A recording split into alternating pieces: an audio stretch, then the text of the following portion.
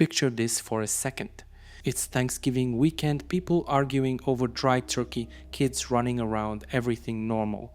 And then one father in Michigan drops the most terrifying plot twist you could ever imagine.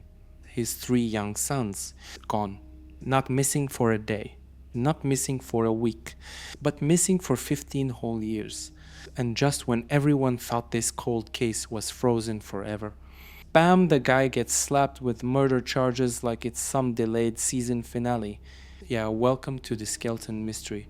Grab a snack. This one's wild. Alright, let's break down the cast of this whole disaster, nice and simple. We've got John Skelton, the father, the guy at the center of every eyebrow raise in this story. Then his 3 boys, Andrew, Alexander, Tanner, all young, all full of life, all from the quiet little town of Morenci, Michigan. And the timeline, Thanksgiving weekend, the year 2010. Now here's the part that had everyone in the community going, hold on.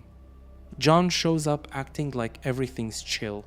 He literally says he knows where the boys are and that they're safe. And the whole town plus the guards, if this were Ireland, collectively went. Bro, absolutely not. That's not how any of this works. So here's where John Skelton goes from acting weird to, sir, what are you even talking about? When people start asking where the boys are, he suddenly drops this gem. He says he gave his 3 sons to an underground organization to protect them.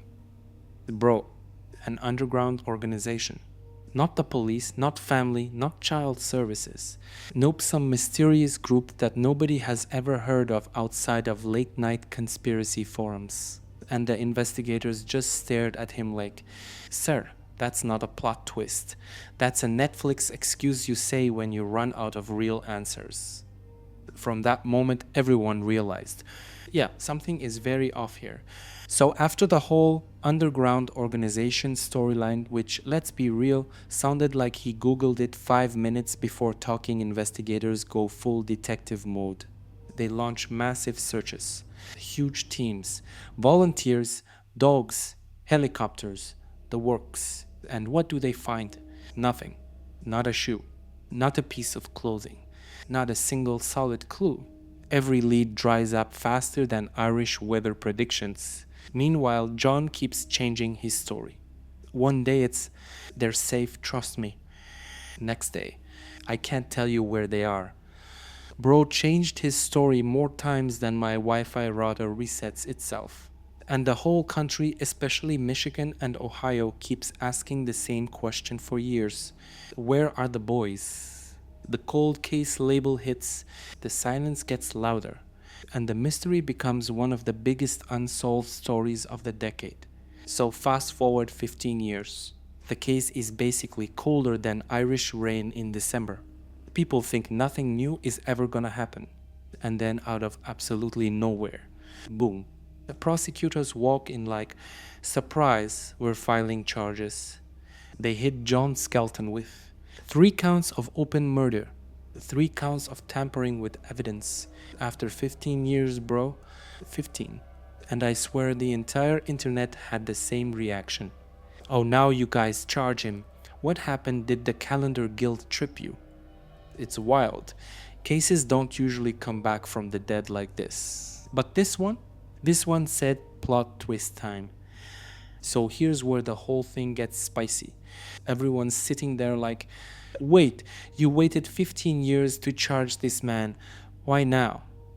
Because for a case this cold to suddenly heat up, something had to shift.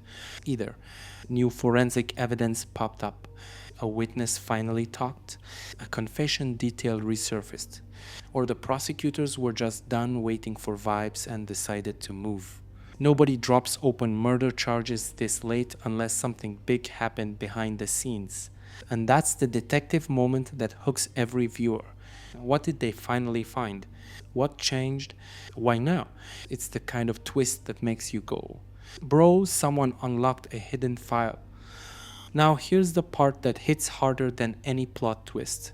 Behind all the noise, all the theories, all the 15 years silence, there's the boy's mother. She spent every single year hoping for answers. Every holiday, every birthday, every anniversary of that Thanksgiving weekend. And the community. They never stopped talking about it. This case is basically woven into Michigan true crime history, the kind people still whisper about even in Ireland and the UK because missing children cases stay with you. 15 years. That's not closure. That's a personality trait at that point. People grew up, moved away, had entire lives, and this family stayed stuck in the same question. Where are Andrew, Alexander, and Tanner? And now, after all that time, that question is finally pointing back at the same person it started with. So here we are, bro. 15 long years after 3 little boys vanished on Thanksgiving weekend. And suddenly the past kicks the courtroom door open like it's been doing push-ups this whole time. And here's the thing that really hits different. For more than a decade, the story just sat there, frozen, stuck in limbo. Every year people would say the same line. Maybe this is the year we finally find out. And every year, silence. Detectives retired. New ones came in. Reporters revisited the case every November.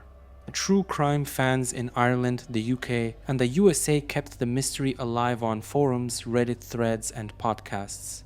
But officially, nothing. Just a wall of cold air. Then, out of nowhere, the system suddenly wakes up and says, actually, let's go ahead and charge John Skelton with murdering his 3 sons.